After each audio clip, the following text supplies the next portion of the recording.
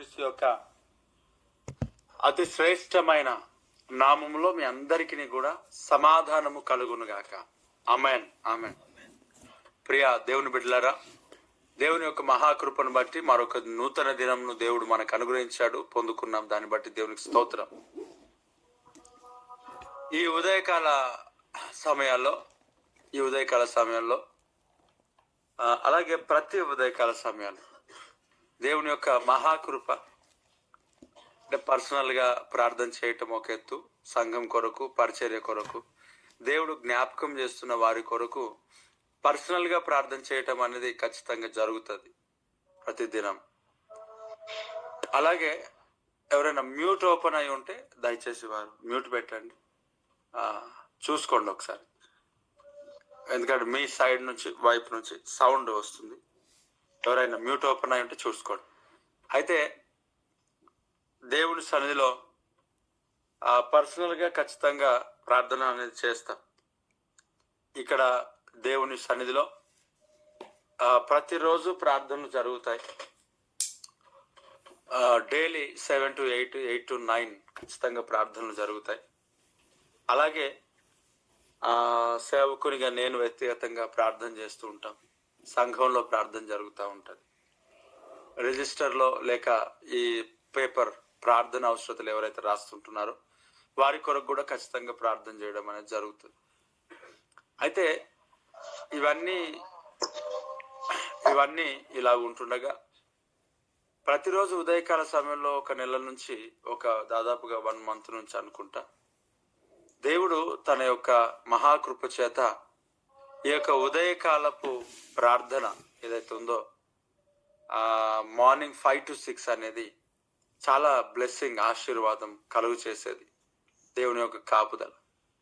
పిల్లల మనము బైబిల్ని మనం చూస్తే మోషే ఒక నాయకుడు, ఒక దైవ సేవకుడు, ఒక దైవజనుడు, ఒక ప్రవక్త.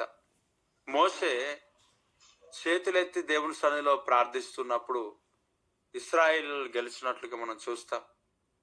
చేతులు దించినప్పుడు ఇశ్రాయేలీయులు ఓడిపోయినట్టుగా మనం చూస్తాం. కాబట్టి ఒక దైవజనుడు సంఘం కొరకు, సంఘ బిడ్డల కొరకు, పరిచర్య కొరకు, ఈ సంఘానికి వస్తున్న ప్రతి ఒక్కరికి లేక ఈ పరిచర్యకు అటాచ్మెంట్ లో ఉన్న ప్రతి ఒక్కరి కొరకు చేతులెత్తి ప్రార్థించడం, స్తుతులు చెప్పడం అనేటివి మీ యొక్క జీవితాల్లో ఎలాంటి ఆశీర్వాదాన్ని ప్రభు తీసుకొస్తాడని అంటే, ఒక దైవజనుడు చేతులు ఎత్తుతాడు, దేవుడు అక్కడ అద్భుతాలను దేవుడు ఖచ్చితంగా జరిగిస్తాడు. ఎర్ర సముద్రమును చెలుస్తాడు. యుద్ధ రంగంలో ఉండేది నీవు, నీ కొరకు యుద్ధంలో బలమును పొందుకునేటట్టుగా దేవుడు అనుగ్రహించేది. దేవుని సన్నిధిలో ఒక దైవ సేవకుని ప్రార్థన చాలా అవసరం, ఆశీర్వాదం. ఒకవేళ దైవ సేవకుని ప్రార్థన కొత్త నిబంధనలు మనకు అవసరం లేకపోయినట్లయితే దేవుని యొక్క వాక్యంలో అపోస్తుల కార్యంలో మీరు అపోస్తుల బోధి అందును, సహవాసమందును, రొట్టె విరిచి అందును, ప్రార్థన చేయుట అందును ఎడతెగక ఉండుడి అనే ఒక మాట ప్రభు మనకు తెలియచేయడు. కాబట్టి మనం ఎదుగుదలలో ప్రభు యొక్క రాకడలో సిద్ధపడుట కొరకు సంఘము అలాగే దైవ సేవకుడు వారి ప్రార్థన చాలా మనకు అవసరమైంది. మనం ఎంత ప్రార్థన చేసుకొని ఉన్నా మనకు ఏజ్డ్ పర్సన్స్ ఎవరైతే ఉంటే ఖచ్చితంగా మనం రెస్పెక్ట్ చేసి వారి ప్రార్థన సహాయాన్ని మనం కోరుతాం, దీవించబడాలి అని. కాబట్టి దైవజనుడు అనేవారు ఎవరైతే ఉన్నారో సంఘానికి లేక ఏమంటారు, సంఘానికి ఒక నాయకుడుగా, ఒక కాపరిగా దేవుడు నియమించి ఉన్నాడు. కాబట్టి వారి యొక్క ప్రార్థన అనేది దేవునికి అవసరం, ఒక ప్రతినిధిగా ఉంటాడు. అందుకే చేతులు పైనికెత్తి మనము స్తుతులు చెల్లిస్తున్నప్పుడు, ప్రార్థన చేస్తున్నప్పుడు సంఘ బిడ్డల చుట్టూ దేవుడు కాపుదలను ఖచ్చితంగా దేవుడు ఇస్తాడు. ఆమెన్. ఎందుకు ఈ విషయాన్ని నేను ఈరోజు మాత్రమే చెప్పడానికి ముందుకు సాగానంటే ఆ అపవాది దైవ సేవకుడు పైన, దైవ సేవకుడి కుటుంబం పైన ఎంతో దాడి చేస్తూ ఉంటాడు. ఇక్కడ ఒక ప్రార్థన బృందాన్ని ఏర్పాటు చేసినది కూడా దైవ సేవకుడే. అలాగే సంఘానికి వస్తున్న వారికి కొన్ని బాధ్యతలు ఇచ్చింది కూడా సేవకుడే. వీటన్నిటి విషయంలో ఈ పరిచర్య అంతటి జరగకూడదంటే దైవ సేవకునే కూడదామని అపవాదిగాడు ప్రయత్నం చేస్తూ ఉంటాడు. దేవుని యొక్క మహాకృప మనం చాలా ప్రార్థన చేస్తాం. ప్రయాణంలో దేవుడు తోడుగా ఉండాలి. స్టెప్స్ కొరకు మనం ప్రార్థన చేస్తాం. దేవుడు ఎంత అద్భుత రీతిగా కాపాడుతున్నాడు అంటే చాలా శ్రేష్టమైన ఆశ్చర్యమైన రీతిగా దేవుడు కాపాడుతున్నాడు. కొంచెం ఈరోజు నిన్న ఆలస్యానికి కారణం వేరు, ఈరోజు ఆలస్యానికి కారణం వేరు. ఉదయకాలము పైనకి వస్తుంటుండగా ఆ స్టెప్స్ పై నుంచి కొంత జారి చాలా దూరమే పడిపోయినాను కిందికి. కానీ కాలు ఇరిగినట్టుగా అనిపించింది, కానీ దేవుని యొక్క మహాకృప కొద్దిసేపటికి అది అసలు ఏ నొప్పి లేకుండా దేవుడు తొలగించాడు. నేను దాన్ని బట్టి ఆశ్చర్యపోయినాను, దేవుని స్తుతించాను. వాస్తవానికి ఉదయకాలంలో కాలిరగాలి ఒకటి. రెండవది, ఈ చలికాలంలో దెబ్బ తాకడం అనేది నార్మల్ విషయం ఏం కాదు. అసలు ఎంత అద్భుతముగా ఉంటుందనంటే నొప్పి భయంకరంగా ఉంటుంది. అంత నొప్పి కింద కంప్లీట్గా కింద పడడం జరిగింది. ఎన్నో స్టెప్స్ నుంచి పడ్డాను నాకు తెలియదు, కానీ మొత్తానికి కింద పడ్డాను. దేవుడు కృప, అసలు నొప్పి ఒక కొన్ని సెకండ్స్ మాత్రమే భయంకరంగా నొప్పి ఉండే, అప్పటికే దేవుడు తొలగించాడు. గూగుల్ మీట్ కొరకు పైనకి వస్తుంటుండగానే, పరిచర్యకు మందిరంలో వస్తుంటుండగానే దేవుడు తప్పించాడు. మీరు ఖచ్చితంగా నా పైన ప్రేమ కలిగి ఉన్నారు, నాకు ఎలాంటి ప్రాబ్లం లేదు, మీరు దాని కొరకు మాత్రమే కాల్ చేయొద్దు, మరలా ఎలాగుంది అని మళ్ళీ అట్లాడితే బాగుంది. దేవునికి స్తోత్రం. దేవుడు అసలు నాకేం ప్రాబ్లం కాలేదు. సాక్ష్యాన్ని నేను మీ ఎదుట పంచుకుంటున్నా. ఎంతో ప్రార్థన చేస్తాం కాబట్టి దేవుడు అపవాది క్రియలు అన్నిటిలో ఉండి దేవుడు తప్పిస్తూ ఉన్నాడు. దేవుడికి స్తోత్రం. ఈరోజు ఒకవేళ అలా నాకు ఏదైనా ఇబ్బంది జరిగితే, ఈరోజు ఉదయకాలం గూగుల్ మీట్లో నేను ఉండేవాడిని కాదేమో, నొప్పితో బాధపడేవాడినేమో. అయినా కాలిరిగితే నొప్పిలో తీసుకోవచ్చు, కానీ తలకి ఎక్కడైనా దాకి మరి ఇబ్బంది కలిగితే మరి ఏమో చెప్పలేం. దేవుడు సజీవ లెక్కలు లెక్కించాడు. దేవుని యొక్క తన మహాకృప అది. అదే సమయంలో కుటుంబం పైన అపవాదిగాడు ఎంతో దాడులు చేస్తూ ఉంటాడు. దేవుని పనిలో ఇప్పుడు ఈ గూగుల్ మీట్లో ఎవరికి, లేక ఈ పరిచయంలో కుటుంబాలు ఎవరికి ఏ చిన్న చిన్న విషయాలు ఉన్నా ఆరాధన ప్రార్థన జరుగుతుంది, ప్రోత్సహించబడతాయి, నడిపించబడతారు. కానీ ఓ దైవ సేవకునికి అలాంటివి జరిగినప్పుడు, ఆయన మూలకు పడ్డప్పుడు ప్రార్థనలో కొంచెం ఇబ్బందికరంగా మారుతూ ఉంటాయి. కనుక అపవాదిగా ఎప్పుడు అలా దాడి చేద్దామని ప్రయత్నం చేస్తుంటాడు. నా కొరకు, నా కుటుంబం కొరకు నిత్యం ప్రతిదినం ఇవన్నీ ఎత్తిపట్టి ప్రార్థించాల. ఏవన్నీ ఈ ప్రతి విధమైన ప్రమాదాలు, యాక్సిడెంట్ల కొరకు ఖచ్చితంగా ఎత్తిపట్టి ప్రార్థించాలి. దేవుడికి స్తోత్రం. దేవుని వాక్యాన్ని మనం ధ్యానం చూద్దాం ప్రియులారా. మ్యూట్ పెట్టండి. ఎవరో మ్యూట్ ఓపెన్ చేసినారు, నేను చూడట్లేకపోతున్నాను. కొంచెం మ్యూట్ చూసుకోండి. మ్యూట్ వీడియో పక్కనే సింబల్ ఉంటుంది, అది రాంగ్ లోనికి రావాలా, ఆపేస్తే ప్రశాంతంగా ఉంటుంది కొంచెము. దేవునికి స్తోత్రం. అయితే వాక్యాన్ని మనం ధ్యానం చేద్దాం. దేవుడు గడిచిన కాలం అంతా కాచి కాపాడి దేవుని యొక్క మహాకృప చేత దేవుడు దర్శించాడు.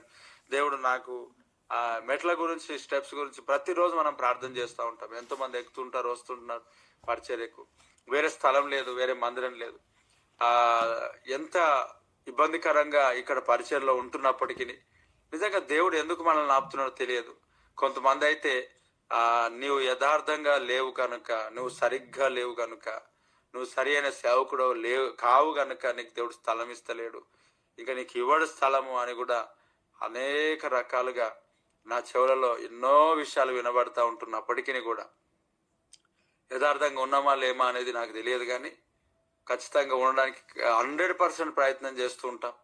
దేవుడు తన రక్తంలో కడిగి శుద్ధీకరించి నడిపిస్తూ ఉన్నాడు. ప్రభు రాకడ కొరకు ఖచ్చితంగా సిద్ధపరుస్తాడు. ప్రభు నిలవబెడతాడు. అలాగే ఒక దైవ సేవకుని యొక్క జీవితంలో అనేక దాడులు ఉంటుంటాయి. ప్రార్థించండి. వాక్యాన్ని విందాం. 43వ అధ్యాయము యెషయా గ్రంథం. ఈ శ్రేష్టమైన ఉదయకాల సమయంలో ఈ చిన్న ప్రార్థనలు ఖచ్చితంగా మనకి క్షేమకరము అయిన పరిస్థితిలోనికి దేవుడు నడిపిస్తున్నాడు. ఎంతమంది జీవితంలో సాక్ష్యములు ఉన్నాయి. ఒకవేళ మీరు సాక్ష్యాన్ని పంచుకోవాలనుకుంటే ఇక్కడ మెసేజ్ ఏదైతే ఉంటుందో ఆ మెసేజ్ దాంట్లో మీరు టైప్ చేసి పెట్టలేకపోతే నాకు ఖచ్చితంగా వాయిస్ రికార్డ్ అయినా పంపించండి. Praise the lord. 43వ అధ్యాయం యెషయా గ్రంథం 1వ వచనం. ఇక్కడ అంటున్నాడు, మొదటి వచనంలో, అయితే యాకోబు నిన్ను సృజించిన వాడు నాకు యెహోవా, ఇశ్రాయేలు నేను నిర్మించిన వాడు ఇలాగు సెలవిచ్చుచున్నాడు. దేవునికి స్తోత్రం. ఎలాగు సెలవిచ్చుచున్నాడు అని అంటే ఇలాగున ఏమని అక్కడ అంటున్నాడు, నేను నిన్ను విమోచించి ఉన్నాను. మొట్టమొదటి మాట. ఈరోజు ఉదయకాల సమయంలో ప్రియులారా, ఎవరైతే ఈ యొక్క గూగుల్ మీట్ లో జాయిన్ అయి ఉన్నారో వారందరితో ప్రభు ఈ మాటను తెలియజేస్తున్నాడు. మీకు ఒక మాట చెప్తాను, ఈ గూగుల్ మీట్ లో ఎంతమంది ఉన్నారని అంటే 36 మంది ఉన్నారు. ఇప్పుడు ఈ 36 మందిలో 100% నేను షూర్గా నేను చెప్పగలుగుతా, బాప్తిసం లేని వారు ఎవరు లేరు. రక్షణ ఒక్కరిద్దరు ఉంటే ఉంటారేమో కానీ ఒక్కరు ఇద్దరు అంతే. బాప్టిజం లేని వారు అనేవారు ఎవరు లేరు. ఇంకోటి, రక్షణ నిజంగా ఉంటే ఒకరిద్దరు అంతే 36 మందిలో. అంటే ఇక్కడ దేవుడు ఏమని మనకు తెలియజేస్తా ఉన్నాడు అని అంటే ప్రియులారా, అక్కడ దేవుని యొక్క వాక్యంలో నేను నిన్ను విమోచించి ఉన్నాను అంటున్నాడు. విమోచన పాపముల నుండి, లోకముల నుండి, శాపముల నుండి, ప్రతి విధమైన దరిద్రత నుండి దేవుడు మనలను విమోచించి ఉన్నాడు. Praise the Lord. అంటే ప్రతి బంధకముల నుండి, శాపముల నుండి, ధర్మశాస్త్రముల నుండి దేవుడు విమోచించి ఉన్నాడు. Praise the Lord. విమోచన అనేది చాలా గొప్పది. ఇప్పుడు బంధకములు అనగా బానిసత్వములో ఉన్న జీవితాలే విమోచింపబడతాయి కదా. అంటే మనము పాప సంబంధమైన బానిసత్వంలో ఇంతకు ముందు ఉన్నాం. అపవాది లేక సాతాను యొక్క ప్రభుత్వం క్రిందట మనం ఉండే ఒకప్పుడు. దేవుడు మనల్ని ఆ ప్రభు అని యేసుక్రీస్తు యొక్క శిలువ త్యాగము ద్వారా, ఆయన యొక్క రక్తము ద్వారా మన కొరకై యేసుక్రీస్తు ప్రభు తన ప్రాణమును శిలువలో ఎప్పుడైతే అప్పగించుకున్నాడో, మనము యేసుక్రీస్తు ప్రభు యొక్క శిలువ నీడ క్రిందికై ఆ ప్రభుని యేసుక్రీస్తు యొక్క రక్తమును మనం ఎప్పుడైతే ఆశ్రయించి ఉన్నామో ఆ దినమే మనము విమోచింపబడి ఉన్నాం. దేవునికి స్తోత్రం కలుగును గాక. మీ దేవుని బిడ్డలారా, ఒక సహోదరి చాలా దినముల క్రిందట వచ్చి ఇలాగున మాట్లాడుతూ ఉంది. ఏమ్మా చర్చికి రాలేదు అని అంటే ఆ కుమార్తె చెప్తా ఉంది, ఇంగ్లీష్ లో మాట్లాడింది ఒక మాట, అన్నా నేను చర్చికి రాలేదమ్మా, పోయిన వారం చాలా 2-3 వారాలుగా రాలేరమ్మా, ఏమైంది అని అంటే ఆ బిడ్డ అంటది, అంటే కంటిన్యూస్ గా మన పరిచర్య సంఘానికి ఏం రాదామే, కానీ అప్పుడు ఆ మధ్య కాలంలో కొన్ని వారాలు కంటిన్యూస్ గా వచ్చింది ఆ పాప ఒకటి. అయితే నేను అడిగాను, ఏమ్మా చర్చికి రాలేదు అని అంటే, అన్నయ్య నేను కర్స్ బ్రేక్ చేసుకోవడానికి వెళ్ళానన్నాను. నేను అన్నాను, బాప్తిసం తీసుకున్నావా అమ్మ అంటే ఆమె అంటది, లేదన్నా నేను బాప్తిసం తీసుకోలేదు. బాప్తిసం తీసుకోకుండా నీ యొక్క కర్స్ అనగా శాపంలో నుండి నువ్వు ఎలా విమోచింపబడతావు? శాపం నుండి ఎలా నువ్వు బ్రేక్ చేయబడతావు? ఎలా ఆ శాపం అనేది నీకు బ్రేక్ అవుతుంది అని అంటే ఖచ్చితంగా బ్రేక్ అవ్వదు. కేవలము బాప్తిజం తీసుకుంటే కాదు, వాక్యం చెప్తుంది నమ్మి బాప్తిస్వం పొందితేనే రక్షింపబడతాడు. ఏం నమ్మాలంటే యేసుక్రీస్తు ప్రభు దేవుడు అని నమ్మాలి. దేవుడు అని ఎక్కడ నమ్మాలంటే గదిలో కాదు, బహిరంగముగా విశ్వసించాలి. Praise the Lord. గదిలో మనము విశ్వసిస్తాం యేసు ప్రభు దేవుడు అంటాం, అది ఓకే, కానీ బహిరంగంగా సాక్షార్థమై బాప్తిస్వం, నీటి బాప్తిజం ఎందుకు దేని కొరకు అనంటే సాక్షార్థమై ఉండట కొరకు. Praise the Lord. అయితే చాలా మంది బాప్తిస్వం తీసుకున్నారు, ప్రభు రక్త మాంసంలో పాలు పంచుకుంటున్నారు, కానీ గర్వము, అహంకారము, లోక సంబంధమైన మర్యాదలు ఇంకను అలాగనే అనుసరిస్తున్నారు. పాపము, వ్యర్థమైన మాటలు, బూతులు, సరసోక్తులు, చాలా విచిత్రమైన అలవాట్లు కలిగి కొంతమంది ఇంకను యవనస్తుల వల్లే వివాహమైన వారు కూడా, అక్రమ సంబంధాలు కలిగిన వారు కూడా ఉన్నారు. అలాగే కొంతమంది మెసేజ్లు, చాటింగ్లు ఎంతో దరిద్రమైన ఏర్పాటు. అంత మరలా వీళ్ళంతా ఎవరంటే బ్యాప్టైజో అనగా ముంచబడిన వారే, రక్తములో నీటిలో ముంచబడ్డారు. యేసు రక్తంలో ముంచబడలేరు, నీటిలో ముంచబడ్డారు. పిల్లలు ఏమన్నా అంటే బాప్తిజం తీసుకున్నాం అనేవారు చాలా మంది ఉన్నారు. వీరు ఎప్పటికీ కూడా పరలోక రాజ్యం చేర్చబడరు. ఖచ్చితంగా కన్ఫర్మ్ ఇది. దేవుని రాజ్యంలో చేర్చబడరు, హక్కుదారులు కాదు. అయితే నేను అన్నానమ్మా, విమోచింపబడటం లేక కర్స్ బ్రేక్ చేయడం అని అంటే బాప్తీసం తీసుకుంటేనే జరుగుతుందమ్మా. వెనకాల ఎర్ర సముద్రం, ముందు ఎర్ర సముద్రం ఉంది, వెనకాల ఐగుప్తు ఏమంట బానిసత్వంలోనికి తీసుకెళ్ళడానికి ఆ ఫరో ఒక సైన్యం వెంబడిస్తా ఉంది. అయితే ఈ ఎర్ర సముద్రం దగ్గర వాళ్ళు నిలుచొని ఉన్నారమ్మా. నిలుచొని ఉన్నారు. ఈ ఎర్ర సముద్రం దగ్గర నిలుచొని ఉన్నప్పుడు దేవుని సన్నిధిలో ప్రార్థిస్తే దేవుడు అన్నాడు సాగిపో అని. దేవుడు మోషే ఎప్పుడైతే కర్రను చాచాడో 2 పాయలుగా ఆ సముద్రం చీల్చబడి వారు ఆ 2 పాయలుగా చీల్చబడిన సముద్రం మధ్యలో నుండి శ్రేష్టముగా ఏ కీడు అపాయము, ఏ పాములు, తేళ్లు, ఏ తిమింగలం, ఏ మొసలి, ఇదిగో సముద్ర జీవరాశుల ద్వారా ఏ ఎఫెక్ట్ అవ్వకుండా, దేవుడు ఎలాంటి చిన్న కార్యం కూడా వారికి జరగకుండా ఆ ఎర్ర సముద్రమును దేవుడు దాటించి నడిపించాడు. ఒడ్డునకు స్తోత్రం కలుగును గాక. వారి కొరకు రాయబడిన మాట ఏంటంటే వారు మేఘములోను ఏమంట మేఘములోను తర్వాత నీటి ద్వారాను వారు ఏం చేయబడ్డారు, బాప్తిసం పొందారు అన్నాడు. స్తోత్రం కలుగును గాక. వారు ఎప్పుడైతే బాప్తిసం పొందాడో అక్కడ ప్రభు బాప్తిసం పొందడానికి సిద్ధపడ్డాడో ప్రభు అన్నాడు మోషేకు, నేడు చూసిన ఐగుప్తీయులను నువ్వు మరలా చూడవు. దేవునికి మహిమ కలుగును గాక. వారు ఒడ్డునకి వెళ్ళిపోయిన తర్వాత ఐగుప్తులు పూర్తిగా ఏమంటారు, మొత్తానికి వారు వాషౌట్ అయిపోయినారు మొత్తానికి. దేవునికి స్తోత్రం. ప్రియదేవుని వారు మేఘములోను అలాగే ఏమంట నీటిలోను వారు బాప్తిస్వం పొందారని కొరింథీ పత్రికలు రాస్తున్నాడు. దేవునికి మహిమ కలుగును గాక. అనగా నీటి ద్వారాను, ఒకడు ఆత్మ మూలంగాను తర్వాత నీటి ద్వారాను జన్మిస్తే తప్ప పరలోక రాజ్యంలో ప్రవేశింపలేడని అన్నాడు. మేఘము ఆత్మ ద్వారా తర్వాత నీటి ద్వారా వారు జన్మించినట్టుగా మనం చూస్తాం. అయితే జన్మించబడిన తర్వాత ఐగుప్తు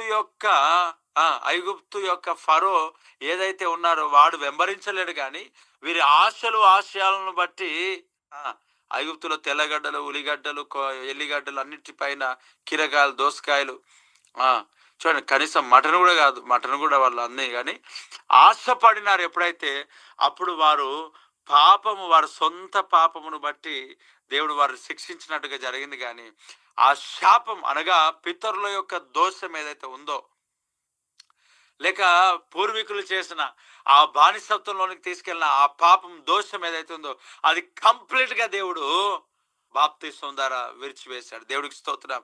సిలువ యొక్క రక్తము ద్వారా ఆ ప్రభుని యేసు క్రీస్తును చేరటమును బట్టే మన యొక్క శాపం విడిపించబడతాం శాపం నుంచి.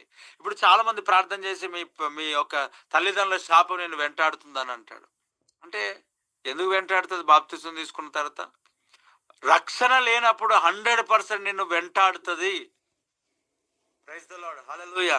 నేను ఈరోజు ఒక ప్రవచనం నేను రిలీజ్ చేయాలనుకుంటున్నాను.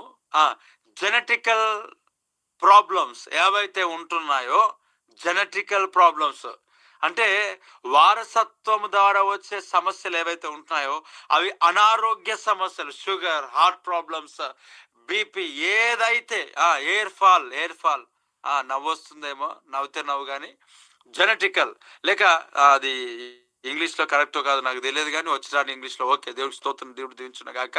అయితే వారసత్వం ద్వారా వచ్చిన అవేవైతే రోగాలు, సమస్యలు ఉంటున్నాయో నీ జీవితంలో ఆల్రెడీ ప్రభు బ్రేక్ చేశాడు. యేసునామములో ఆమేన్, హల్లెలూయా. ఆల్రెడీ విమోచింపబడ్డావు, అంతే. నువ్వు విమోచించబడ్డావు. నువ్వు అనకూడదు ఇక మీదట. ఏమని అనకూడదు? నాకు మా తల్లిదండ్రులకు ఉండే కాబట్టి నాకు వచ్చింది, అస్సలు కానే కాదు, అది రాదు. యేసునామములో రాదు. వాక్యం నమ్ముతున్నాం, రాదు అంతే. ఒకవేళ వచ్చినాయనంటే ఒకటి మనం చేసిన పాపాన్ని బట్టి రావచ్చు, 2 మనం అజాగ్రత్తగా జీవించడం అని అంటే అది కూడా పాపం కిందకి వస్తుంది.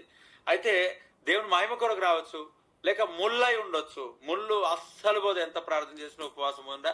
నేను కాదు, బెన్నిహిన్ గారితో ప్రార్థన చేసుకున్నా పోవాలి, అవి అట్లాగే ఉంటాయి. ముళ్ళు కదా, అట్లనే ఉంటాయి. కాబట్టి పరీక్ష కొరకు వచ్చిందా, పరీక్షింపబడిన తర్వాత ఖచ్చితంగా తొలగించబడుతుంది. అది ఉండనే ఉండదు, ఉండమంటే కూడా ఉండదు. కాబట్టి దేవుడి సన్నిధిలో మరలా నీకు ఏదైనా సమస్యలు వచ్చినాయనంటే రోగాలు వచ్చినాయంటే, సమస్యలు వచ్చినాయనంటే నువ్వు ఈ మాట చెప్పకూడదు, జెనెటికల్ లేక వారసత్వం లేక ఏమంటారు ఆ బ్లడ్ లో ఉన్నది కాదు ఉండదు. అంతే నీలో ప్రవహించే రక్తం నీ తల్లిదండ్రుల పూర్వీకుల మీ తాత ముత్తాతల కాదు. ఎవరిది అంటే నజరుడైన యేసు క్రీస్తు యొక్క రక్తం మన శరీరంలో ప్రవహిస్తూనే ఉంది. ఆ రక్తం ద్వారా మనం కడగబడిన వారమై ఉన్నాం. మనం దేవుని సొత్తైన జనాంగమై ఉన్నాం. దేవునికి స్తోత్రం కలుగును గాక.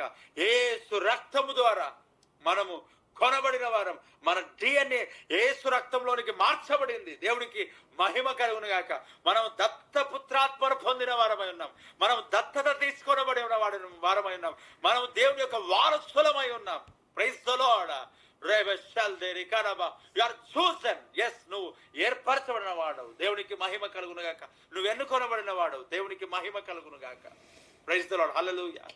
నువ్వు దేవుని యొక్క సొత్తైన ప్రజవు. దేవునికి మహిమ. అన్నాడు నేను నిన్ను విమోచించి ఉన్నా. Praise the lord. ప్రభు ఒక్క వాక్యం చెప్తాను. నేను నిన్ను విమోచించి ఉన్నాను. ఇదిగో వారసత్వంలో నుండి వస్తున్న అది ఏదైనా సరే నీ జీవితంలో హాని కలుగ చేయదంతే ఇస్తున్నాము. Praise the Lord. ఆమేన్. మీ అత్తమ్మకున్నది మీకు రాదు, నీకు రాదు. మీ డాడీ మమ్మీకున్నది నీకు రాదు. మీ తల్లిదండ్రులకు ఉన్నది రాదు. ఎందుకనంటే అరే నువ్వు అక్కడ కాదు, నువ్వు ఇప్పుడు ఎవరు అనంటే దేవుని యొక్క కుమారుడు కుమార్తెగా నువ్వు ఉన్నావు. Praise the Lord. ఆ ప్రభు అయిన యేసుక్రీస్తు యొక్క కుమారుడుగా కుమార్తెగా నిన్ను ఆయన ఎన్నుకొని ఏర్పరచుకొని ఉన్నాడు. Praise the Lord. హల్లెలూయా. అని అన్నాడు నేను నిన్ను విమోచించు నా ఇశ్రాయేలు. Praise the Lord. నేను నిన్ను విమోచించున్న ఓ ఇశ్రాయేల్, నేను నిన్ను విమోచించి ఉన్నా. నేను నిన్ను విమోచించున్నాను. అంతే గుర్తుపెట్టుకో. నేను నిన్ను విమోచించి ఉన్నా. దేవుడికి మహిమ కలుగును గాక. ఎంత గొప్ప కార్యం ప్రియులారా. దేవుడు నీ జీవితంలో అద్భుతమైన కార్యాలు దేవుడు జరిగిస్తా ఉన్నాడు. Praise the Lord. హల్లెలూయా. Praise the Lord. Praise the Lord. స్తుతి స్తోత్రం స్తోత్రం. కాబట్టి ఈరోజు గొప్ప కార్యం దేవుడు నీ పట్ల నా పట్ల జరిగిస్తా ఉన్నాడు. ఆశీర్వాదాన్ని దేవుడు కలుగజేస్తాడు. నేను నిన్ను విమోచించి ఉన్నా. ఈరోజు గుర్తుపెట్టుకో, నేను నిన్ను విమోచించి ఉన్నా. విమోచన ప్రతి దానిలో నుంచి దేవుడు విమోచించాడు. విమోచించు నాయకుడు జయమిచ్చుచున్నాడు. నాలోనే ఉన్నాడు ఎంతో ఆనందం. విమోచించు నాయకుడు జయమిచ్చుచున్నాడు. నాలోనే ఉన్నాడు ఎంతో ఆనందం. అబ్బా స్తోత్రం. విమోచించు నాయకుడు జయమిచ్చుచున్నాడు. నాలోనే ఉన్నాడు ఎంతో ఆనందం. Praise the lord. విమోచించాడు ఆ ప్రభు, నిన్ను విమోచించాడు. ఈరోజు నువ్వు దేనికి భయపడాల్సిన అవసరము లేదు. Praise the Lord. నిన్ను దేవాది దేవుడు విమోచించి ఉన్నాడు. దేవునికి మహిమ కలుగును గాక. ఏం చేస్తాడంట? విమోచించి ఉన్నాడు. Praise the Lord. కాబట్టి ప్రియులారా, దేవుడు నీకు విమోచన ఆల్రెడీ కలుగజేశాడు. ఈ దినం నువ్వు ఏ ఒక్క శక్తి, ఏ సాతాను యొక్క ప్రభుత్వము మన పైన లేదు. వాని అధికారం కంప్లీట్ గా తొలగించబడింది యేసునామములో. వాని అధికారంలో క్రింద నుండి దేవుడు మనల్ని విమోచించి ఉన్నాడు. Praise the Lord. వాని నీడ క్రింద నుంచి దేవుడు మనల్ని విమోచించి ఉన్నాడు. వాని బానిసత్వం నుండి దేవుడు మనల్ని విమోచించి ఉన్నాడు. యేసు రక్తముతో మనల్ని కడిగి శుద్ధీకరించాడు. దేవునికి మహిమ కలుగును గాక. Praise the Lord. Praise the Lord. దేవునికి మహిమ. ఆమేన్. ఆమేన్. ప్రభా ఈ మాటలు ప్రభా ప్రతి బిడ్డ జీవితంలో ఫలభరితంగా మార్చి మహిమ పొందుకో. In Jesus name. Amen. Amen.